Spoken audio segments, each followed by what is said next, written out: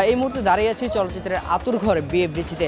আমার পেছনে কিন্তু চলছে মিশা ডিপজল প্যানেলের যে অনুষ্ঠান এবং চলছে যারা আসলে ভোটার আছে তাদেরকে দুপুরের লাঞ্চ কিন্তু এই মুহূর্তে করানো হচ্ছে এবং এই নিয়ে নির্বাচনে কিন্তু বেশ ব্যস্ত সময় পার করছেন মিশা ডিপজল পরিষদের সদস্যরা। আমরা দেখছিলাম যে মিশা ভাই কিন্তু তিনি নিজে থেকে আসলে খাবার দিচ্ছিলেন যারা এখানে আছেন এবং ডিপজল ভাই এসছেন এবং রুবেল ভাই এসছেন। তারপরে দেখার চেষ্টা করবো আসলে খাবারের আয়োজনে আসলে কী কী আছে এবং আপনাদেরকে দেখাই তারা কিন্তু এই মুহূর্তে লাঞ্চে বসেছেন এবং তারা কিন্তু উৎসাহ উদ্দীপনার মধ্যে একটি নির্বাচন করছে। আমরা একটু দেখাই যে আর এই যে নির্বাচনে খাবারের কী কী আয়োজন করা হয়েছে।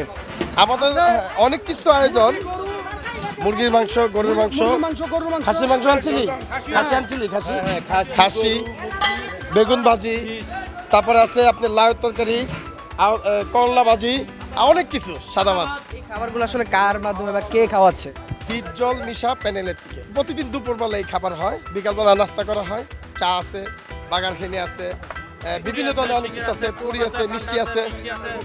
ছিলাম আসলে দর্শক আপনাদেরকে দেখাচ্ছিলাম এই মুহূর্তে কিন্তু আসলে মিশা ডিপজল পরিষদের উদ্যোগে যে দুপুরের লাঞ্চ তারা করছেন সেটি কিন্তু আপনাদেরকে দেখাচ্ছিলাম এবং আমরা যদি একটু দেখি যে এই মুহূর্তে কিন্তু খাবারের টেবিলে আছেন একসাথে চলচ্চিত্রের চিত্রনায়ক রুবেল ভাই আছেন কিন্তু মিশা সওদাগর এবং আছেন কিন্তু যে চলচ্চিত্রের খলনায়ক হিসেবে বেশ পরিচিত তিনি আছেন ডিপজল ভাই এবং তিনি কিন্তু একটু আগে আসলে এসছেন এবং দুপুরের যে লাঞ্চ সেটি কিন্তু একসাথে তারা খেতে বসেছেন এই মুহূর্তে একসাথে কিন্তু খেতে বসেছেন মিশা ডিপজল পরিষদের অন্যান্য সদস্যরা এবং আমরা দেখছি যে আরেকজন নায়ক সুব্রত তিনিও কিন্তু আসলে এই মুহূর্তে আছেন।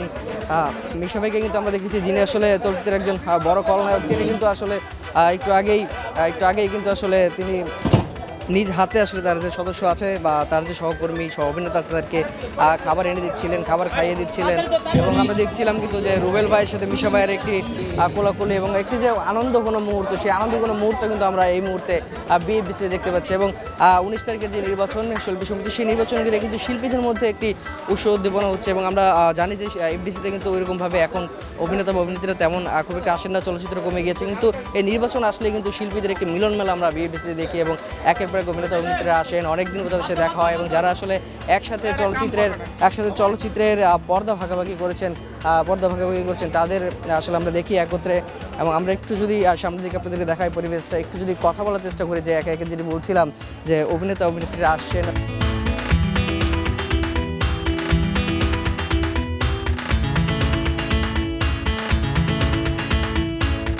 আগে নির্বাচন হয়েছে, এবার নির্বাচন, পার্থক্যটা আসলে কেমন দেখেন? পার্থক্য কোনো কিছুই না, পার্থক্য হচ্ছে আমরা সবাই সবাইকে দেখতে পাই, এই যে একটা আনন্দ এইটাই আমরা উপভোগ করি। এক ধরনের পিকনিকের মতোই বলবো কিনা যে সবাই একসাথে আসে, একসাথে দেখা হয়, অনেকদিন পর একটা মিলন মেলা তৈরি হয়ে যায়। পুরো আমাদের মাস ভোরে এরকম মিলন মেলা হয় আর সবাই আমরা অনেক আনন্দ করি কারণ এফডিসিতে শুটিংটা একটু কম হচ্ছে কিন্তু বাইরে বেশি হচ্ছে। এই যে এই নির্বাচনের কারণে সবাই আসে এফডিসিতে, এইটা আমাদের কাছে বেশি ভালো লাগে।